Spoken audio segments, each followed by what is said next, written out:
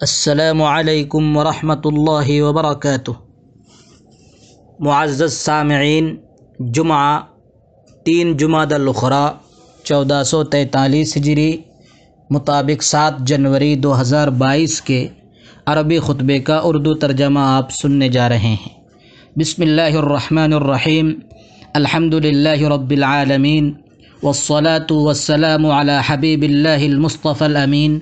وعلی آلہ وصحبہ الغر المیامین، اما بعد۔ بزرگان محترم و برادران اسلام، عربی زبان میں عقیدہ اس چیز کو کہا جاتا ہے جس کی انسان دل سے تصدیق کرے اور اسے مضبوطی سے تھام لے۔ چنانچہ انسان کا عقیدہ اگر اللہ تعالیٰ کے پیغمبروں کا لایا ہوا عقیدہ اور آسمانی کتابوں میں وارد شدہ عقیدے کے مطابق و موافق ہو تو اسے عقیدہ صحیحہ کہا جائے گا، جو صحیح اور بے غبار ہے، اور اسی کے ذریعے اللہ تعالیٰ کے عذاب سے نجات اور دنیا و آخرت میں کامرانی و نیک بختی مل سکتی ہے۔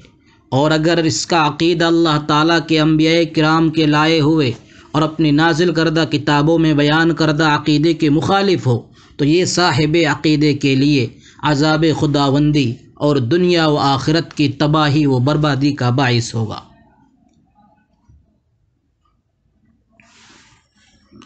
وہ عقیدہ جسے اہل سنت والجماعت نے حضرات صحابہ کرام رضی اللہ عنہم سے حاصل کیا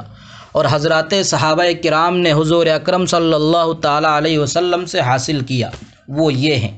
اللہ تعالیٰ پر ایمان لانا، اللہ تعالیٰ کے تمام فرشتوں پر ایمان لانا، اللہ تعالیٰ کی تمام کتابوں پر ایمان لانا، اللہ تعالیٰ کے تمام رسولوں پر ایمان لانا، یوم آخرت پر ایمان لانا، اور اچھی بری تقدیر کے من جانب اللہ ہونے پر ایمان لانا۔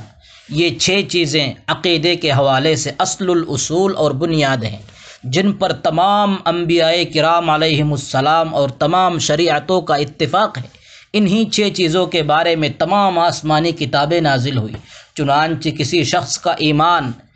اس وقت تک مکمل نہیں ہو سکتا جب تک کہ وہ ان 6 چیزوں پر ایمان نہ لائے۔ لہٰذا اگر کوئی ان 6 چیزوں میں سے کسی ایک کا بھی انکار کر دے تو وہ ایمان سے نکل کر کفر میں داخل ہو جائے گا۔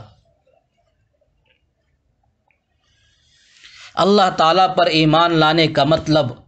یہ ہے کہ اس بات پر مضبوط ایمان و اعتقاد رکھے کہ اللہ تعالیٰ ہر چیز کے پالنہار، مالک اور پیدا کرنے والے ہیں، اور اللہ کی ذات تنہا اس لائق ہے کہ اس کی عبادت کی جائے، اور وہ تمام صفات کمال سے متصف ہے، وہ ہر نقص و عیب سے پاک و بے عیب ہے۔ اس عقیدے کو لازم پکڑ لینا اور اس کے تقاضوں پر عمل پیرا ہو جانا ایک مومن کے لیے ناگزیر و ضروری ہے۔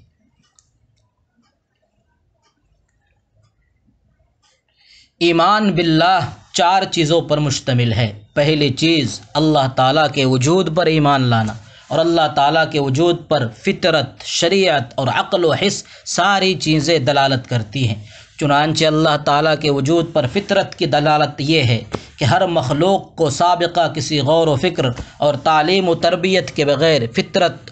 ایمان پر پیدا کیا گیا ہے، اور وہ اس فطرت سے اس وقت تک انحراف نہیں کرتا جب تک اس کے دل میں کوئی ایسی چیز پیدا نہ ہو جائے جو اسے اس اصلی فطرت سے منحرف کر دے۔ جیسے حضور اکرم صلی اللہ علیہ وسلم کا فرمان ہے: ما من مولود الا یولد علی الفطرہ فابواہ یہودانہ او ینصرانہ او یمجسانہ، یعنی ہر بچہ فطرت اسلام پر پیدا ہوتا ہے، پھر اس کے ماں باپ اس کو یہودی بناتے ہیں اور نصرانی بناتے ہیں اور مجوسی بناتے ہیں۔ رہی بات عقل کی دلالت وجود باری تعالیٰ پر، تو یہ ایک بدیہی امر ہے کہ کائنات کی یہ ساری مخلوقات جو ہماری نگاہوں کے سامنے ہیں، ان کے لیے کسی خالق کا ہونا ضروری اور عقل کا تقاضا ہے، کیونکہ کوئی چیز بذات خود اپنے آپ کو پیدا نہیں کر سکتی، اور نہ ہی خود بخود اتفاقی طور پر کوئی چیز وجود پذیر ہو سکتی ہے۔ اللہ تعالیٰ کا فرمان ہے: ام خلقوا من غیر شیء ام هم الخالقون، کیا یہ لوگ بغیر کسی کے آپ سے آپ پیدا ہو گئے یا یہ خود اپنے خالق ہے؟ اس آیت کریمہ سے اسی عقلی دلیل کی طرف اشارہ ملتا ہے۔ اور وجود باری تعالیٰ پر دلیل شرع یہ ہے کہ تمام کتب سماویہ وجود باری تعالیٰ کے مسئلے کو انتہائی مؤکد انداز میں ثابت کرتی ہیں، اور ان کتابوں میں لوگوں کے مصالح پر مشتمل عادلانہ احکامات اس بات پر واضح دلیل ہے کہ وہی تنہا پروردگار ہے جو سب کا خالق ہے، اور وہ تمام چیزوں کا علم رکھنے والا اور حکمت والا ہے۔ اسی طرح وہ تمام اخبار کونیہ جن کی سچائی پر کائنات کی موجودات کا ہر ذرہ زبان حال سے گویا ہے کہ وہی تنہا رب و خالق ہے جو تمام چیزوں کو عدم سے وجود پر لانے پر قادر ہے۔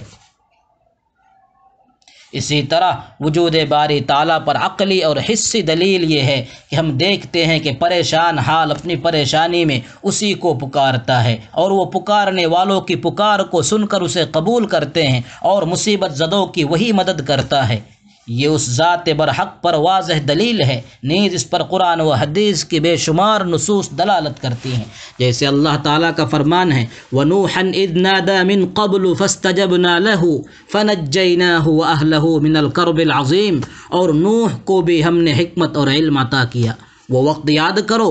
جب اس واقعے سے پہلے انہوں نے ہمیں پکارا تو ہم نے ان کی دعا قبول کی، اور ان کو اور ان کے ساتھیوں کو بڑی بھاری مصیبت سے بچا لیا۔ ایمان باللہ کے مشمولات میں سے اللہ تبارک و تعالیٰ کی ربوبیت پر ایمان لانا کہ وہی پروردگار و پالنہار ہے، اس کا کوئی شریک و مددگار نہیں۔ رب کہا جاتا ہے ایسی ذات کو جو سب کے خالق ہو، جس کے اختیار و اقتدار میں ہر چیز ہو۔ ارشاد باری تعالیٰ ہے الا لہ الخلق والامر تبارک اللہ رب العالمین، یاد رکھو کہ پیدا کرنا اور حکم دینا سب اسی کا کام ہے، بڑی برکت والا ہے اللہ جو تمام جہانوں کا پروردگار ہے۔ ایمان باللہ کے مشمولات میں سے ایک چیز اللہ تعالیٰ کی الوہیت پر ایمان لانا کہ وہی تنہا ذات برحق ہے جو مستحق عبادت ہے، اور اس کا کوئی شریک و ساجی نہیں۔ الہ معبود کے معنی میں ہے جس کی عبادت محبت اور تعظیم کے ساتھ کی جائے۔ ارشاد باری تعالیٰ ہے وَإِلَٰهُكُمْ إِلَٰهٌ وَاحِدٌ لَا إِلَٰهَ إِلَّا هُوَ الرَّحْمَٰنُ الرَّحِيمُ، اور تمہارا خدا ایک ہی خدا ہے، اس کے سوا کوئی خدا نہیں جو سب پر مہربان بہت مہربان ہے۔ ایمان باللہ سے متعلق ایک اہم چیز اللہ تعالیٰ کے تمام اسماء و صفات پر ایمان لانا، یعنی اللہ تبارک و تعالیٰ نے قرآن کریم میں اپنے لیے جن اسماء و صفات کا تذکرہ کیا ہے، اور حضور اکرم صلی اللہ تعالیٰ علیہ وسلم نے جن اسماء و صفات کے بارے میں ہمیں بتلایا ہے، ان پر اللہ تعالیٰ کی شایع نشان بغیر کسی تحریف و تعطیل اور کیف و مثال کے ایمان کامل رکھنا ہے۔ جیسے اللہ سبحانہ و تعالیٰ کا فرمان ہے وَلِلَّهِ الْأَسْمَاءُ الْحُسْنَى فَادْعُوهُ بِهَا، اور اسماء حسنہ اچھے نام اللہ ہی کے ہیں، لہٰذا اس کو انہی ناموں سے پکارو۔ اسی طرح ارشاد باری تعالیٰ ہے لَيْسَ كَمِثْلِهِ شَيْءٌ وَهُوَ السَّمِيعُ الْبَصِيرُ، کوئی چیز اس کے مثل نہیں ہے، اور وہی ہے جو ہر بات سنتا سب کچھ دیکھتا ہے۔